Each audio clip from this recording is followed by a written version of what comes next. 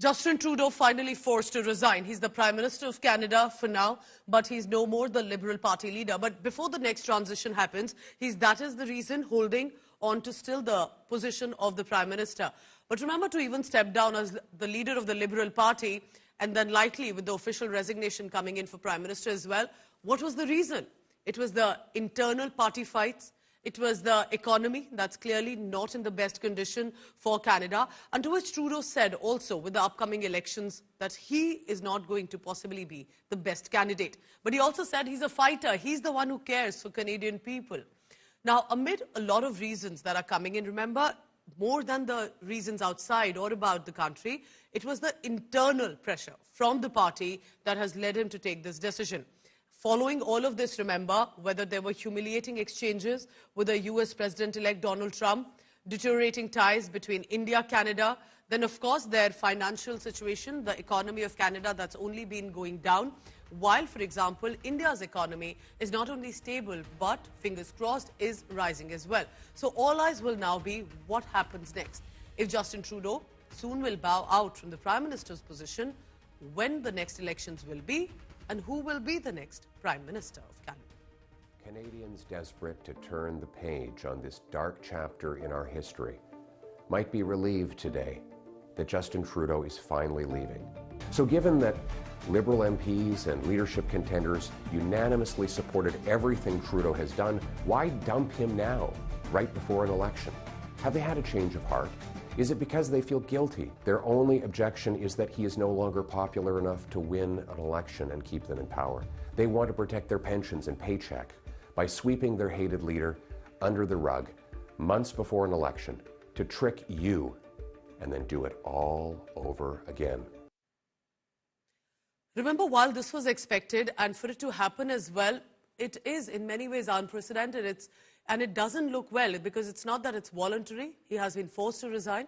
Let's try and understand what exactly happened in Canada. Joining me, a special guest from Toronto in Canada, Terry Milewski. He's a journalist, he's a reputed author, and has also written a lot about, remember, the sensitive affairs, especially with regard to the pro-Khalistan movement happening in Canada. Terry, welcome to the telecast. What is your assessment? It was long in speculation. Finally, it is happening. What led to it?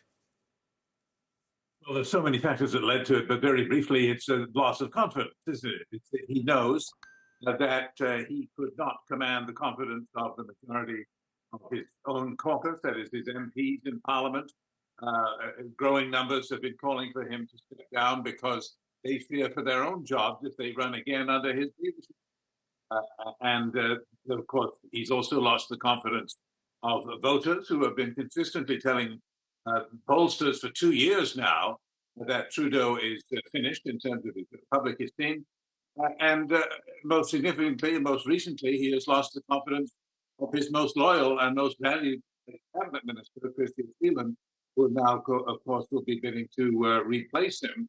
And in fact, in the early polling, she is the leading candidate to replace him, just ahead of Mark Carney, the former governor of the Bank of Canada and of the Bank of England, who's an economist but has no political experience. So we'll see how the race turns out. But in essence, this has been a long time coming, perhaps too long, in the sense that Trudeau would have done his party one great service if he had quit much sooner, rather than leaving it until the last minute when his successor is going to be facing, he's got to have an election this year before October, and he's also going to be facing, he or she is going to be facing the fact of a tariff from the United States, and how will they deal with Trump?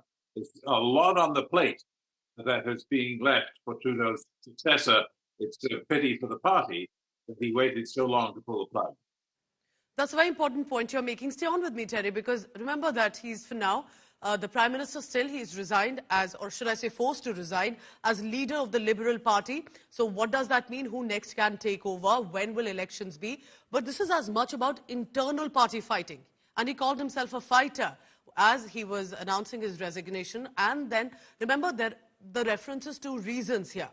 Popularity dipping, according to surveys that had been coming all these months, economic dissatisfaction, then humiliating exchanges literally with US President-elect Donald Trump, to which Trudeau couldn't actually say anything in support of Canada.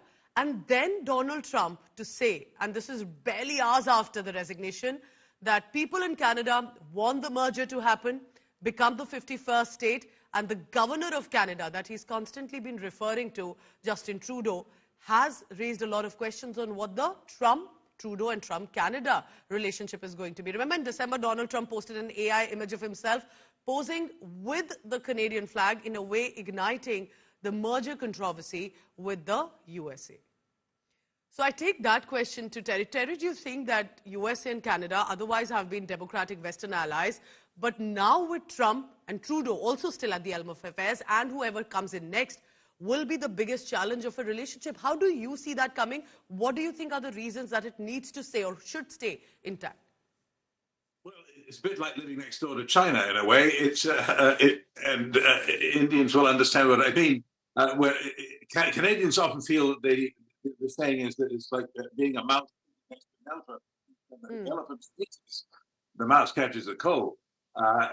Any twitch of the elephant's tail affects Canada bigly, I guess would be the Trumpian word. And what's going to happen now is that the humiliation of Trudeau by Mr. Trump, and his silly remarks about Canada being the 51st state and calling Trudeau the governor of the 51st state. All of this is going to have to be in the past, because a new leader cannot afford to just let that kind of thing pass without explaining to the new president that this won't do between allies, and that we expect more respectful behavior. Somebody who can stand up for Canada a little more robustly than Trudeau has done during these last couple of weeks. But more fundamentally, the issue is, what do we do in practice? Never mind the rhetoric and the relationship between the leaders. What are we going to do substantively about the tariff threat?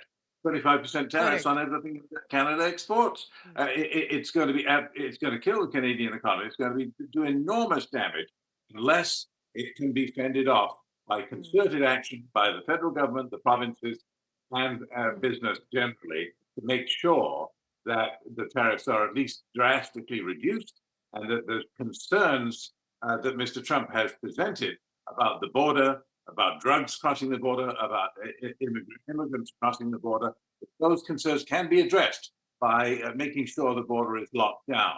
If we can show the Americans that, then we've got a chance. But if we can't, we're in trouble. You definitely need a mature, politically astute leader next coming in, especially when it comes to the USA. Tell me now about one of the topics you have an expertise in. You've written the book on the 50 years of the Khalistan project. How do you want the relationship here on to become with India, where the whole sensitive exchanges we have seen, troubled ties between India and Canada, or should I say Justin Trudeau and Prime Minister Narendra Modi? So whoever comes in next, how should this relationship go on, especially when it comes to pro-Khalistan issues? Well, I think that it's going to, there's a good chance that it could get worse rather than better. If Indians imagine... Why do you say that?